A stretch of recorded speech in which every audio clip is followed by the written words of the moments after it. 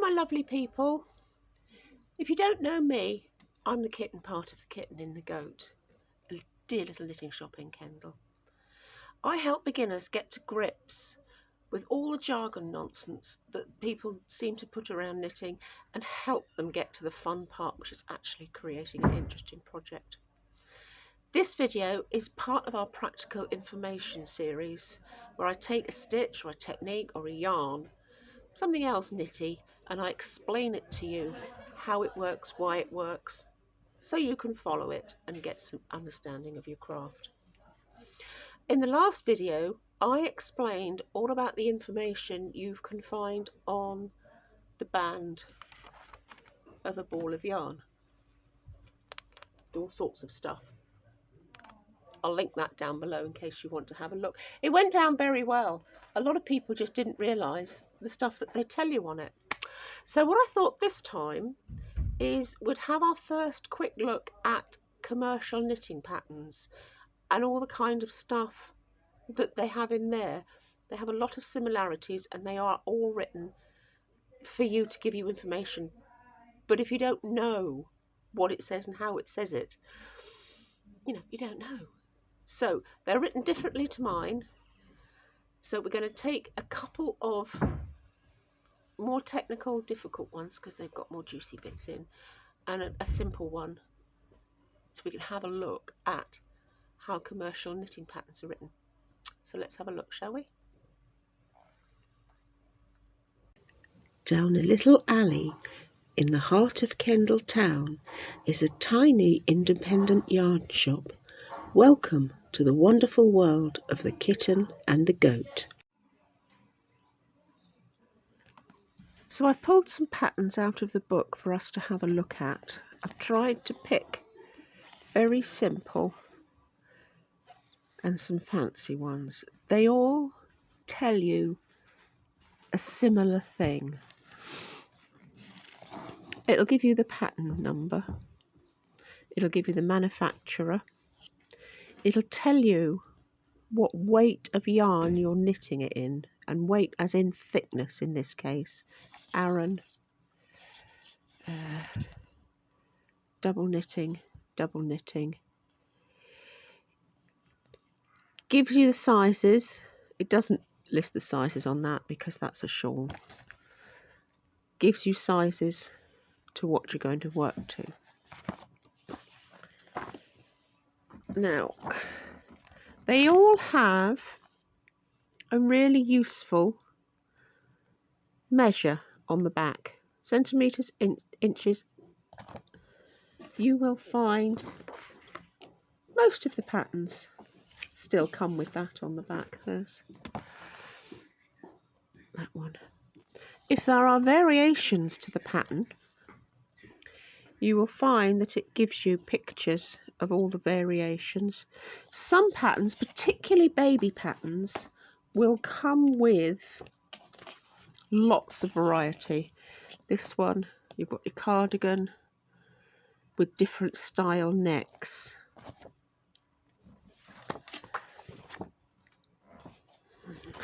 This one, ladies and gents, it is actually the same, and then it gives you a picture of the back because the back is patterned too.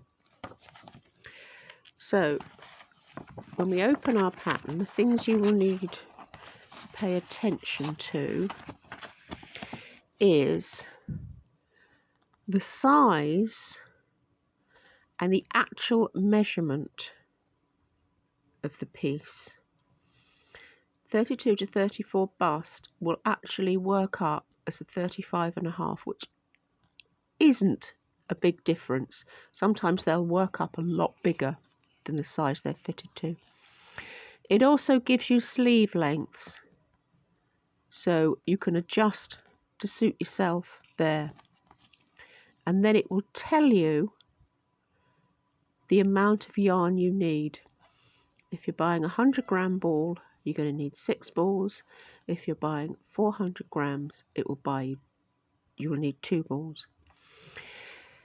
With commercial patterns like this, it doesn't exactly tell you what you'll need. It tells you how many balls you'll need to buy. It doesn't tell you, oh, you need 60 grams, you need 120 grams. It'll tell you the next ball size. So if we look at the baby pattern, for example, these 4 sizes all use 2 balls. So you're going to have a lot of yarn left there and not a lot of yarn left there. It doesn't matter, that's how yarn comes. You have no option. But it's just a point to bear in mind.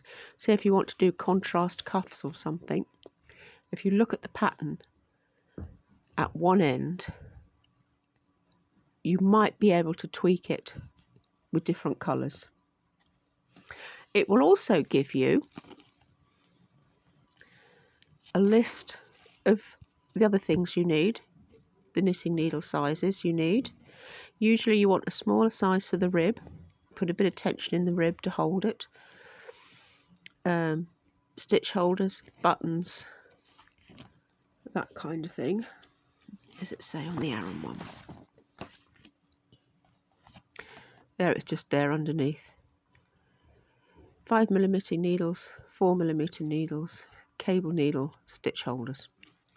It won't tell you the extra things you'll find useful, like you'll find on my patterns. You might find useful a tape measure, a row counter, things like that. It won't tell you that on these patterns.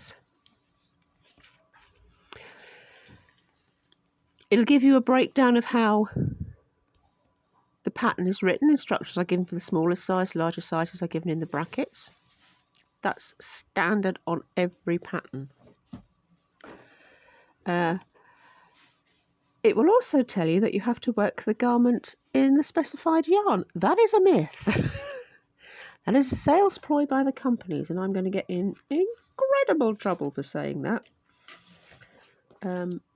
Apart from a few specialty textured and peculiar yarns, double knitting is double knitting is double knitting. The cheap Chinese imports that you get in places like the Pound Shop and Boys, just 2 seconds. Oh, here we go. Okay, sorry, I was saying, using different brand yarns for a knitting pattern is normally okay. There are so few manufacturers of the actual yarn these days. It pretty much comes out of one place from the same machines with the same ingredients. But as I say, the Chinese ones that you pick up really cheap can lack the body. Body is the thickness and texture that's created from the finished product, the bounce, the feel of it. So they're great to pick up a ball for your first couple of practice sessions that you're just going to chuck away and not want to wear. But they're not good for working patterns. Stick to a good quality branded yarn. Now, what else have they got in common? You will find a list of abbreviations. Some of them will have a lot. This is the cable. When I write a knitting pattern, it's written out longhand. If I write cable 4 front, it will say cable 4 front. It won't say C4F. But that takes a lot of space. You can imagine the space, that would take up 3 lines. You'd have patterns going in small booklets. These rows on the fan stitch. It's not practical. But the knitting pattern will always give you a key at the front to tell you that's only got one. This has got a great big line of them. And when you come across, even down to knit purl, when you come across the abbreviation there, C4F, you can look it up here and it will tell you exactly what to do. Slip the next 2 stitches onto a cable needle, yada yada yada yada. So it does really explain it to you. They usually give you some idea of tension.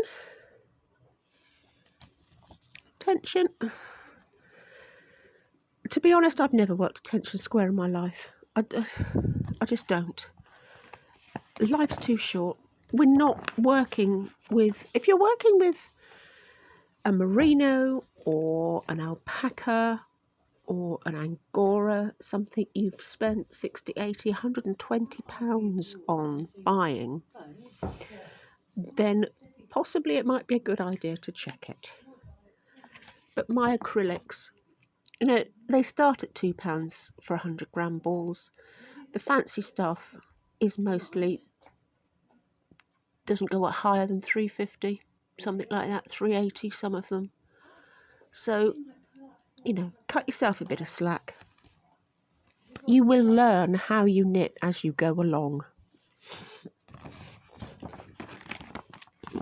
Now, when you look at a pattern,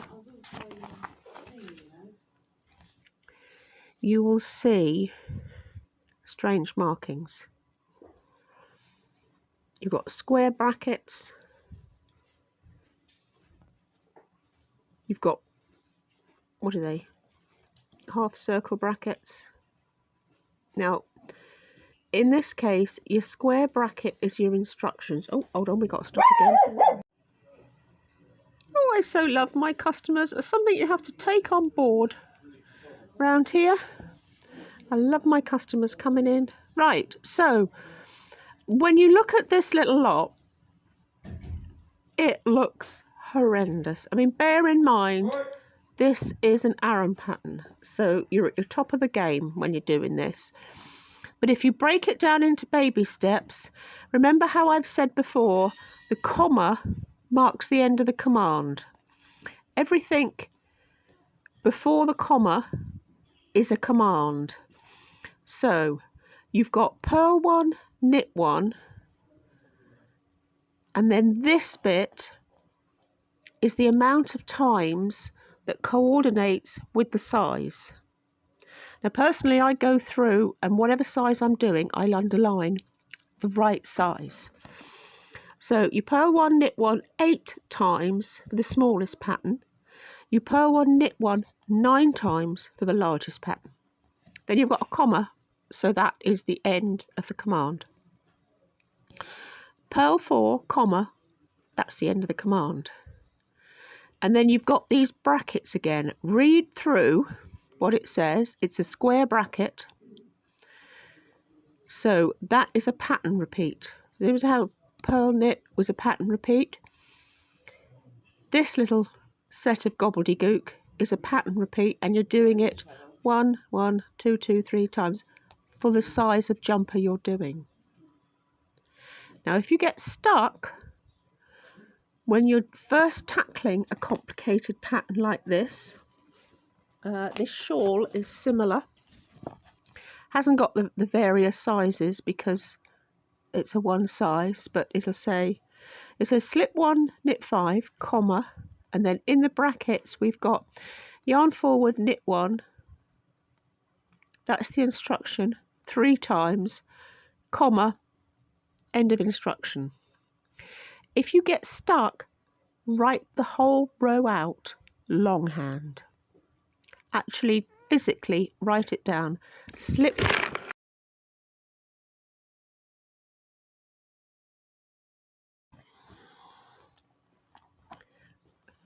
Actually, physically write it out quite large on a piece of paper.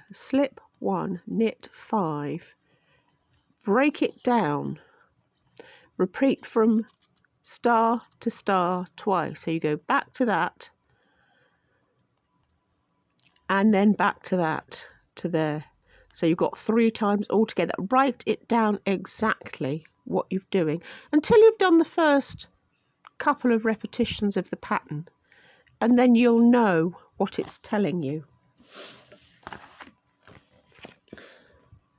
This, oh no, where's the simple one? Here we go. Here's the baby pattern. This is a nice simple one. See, on this one, they've even put the instructions already in a colour for you. That's what I like to do. If you buy one of my patterns, you will find if it's different things like that, it will be in different colours.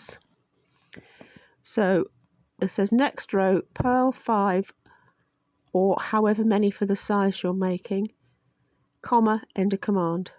Purl across however many stitches left on a stitch holder for the pocket lining. Yeah? So it will tell you exactly. And sometimes you don't know why you're doing something. Here it says, place a marker at side edge of last row. You don't know why you're doing it, but trust the process, especially if you're doing socks for the first time. That's a classic. Trust the process. Just follow it exactly. Do what the pattern says. And it tells you, and then it will quite often it will give you a basic pattern. Particularly with baby patterns, you might get 6 different styles on a pattern. You might get a jumper and a cardigan that have got a round neck or a V-neck, possibly a waistcoat. It will give you the basic pattern to work first, and then it will give you the variations later on. You almost always start with the back, almost always, because the back is the easiest to get your head round. It's a straight piece right across. There'll be no buttonholes or breaks or anything like that. That gets your pattern into your head. And then it'll break it down. Left front, right front, back, sleeves, border, and then it'll tell you how to make up the garment. Sometimes it's obvious if you're working raglan sleeves where you join everything up to the neck like this, where this is all joined in or up. You need somebody to hold your hand when you're doing it. Okay, so YouTube is a great source if you get stuck, if you don't understand. If you want to see this done, put that into YouTube. If you get stuck, you want me to do you a simple breakdown of a technique, drop me a message. I'll do you a short of how exactly that little lot works. If there's anything you'd like me to cover, then just again let me know. I hope that gives you some little insight into how commercial patterns are written. We've all got our own style. We've all got our own way of doing things, and if you get stuck, just shout, it's knitting. You might get frustrated. You might learn a few new swear words, but nobody's going to die. It's knitting. At the worst comes to the worst, out it all comes, and off you go and start again. Give me a shout if there's anything I can help you with, if there's any technique you want explained, and I challenge you to go out. The Knitting Network is what we're using online. Find your first simple pattern and make a baby cardigan or a pair of mittens. Cardigan for yourself? Yeah, why not? You go for it. And we'll see you in the next video.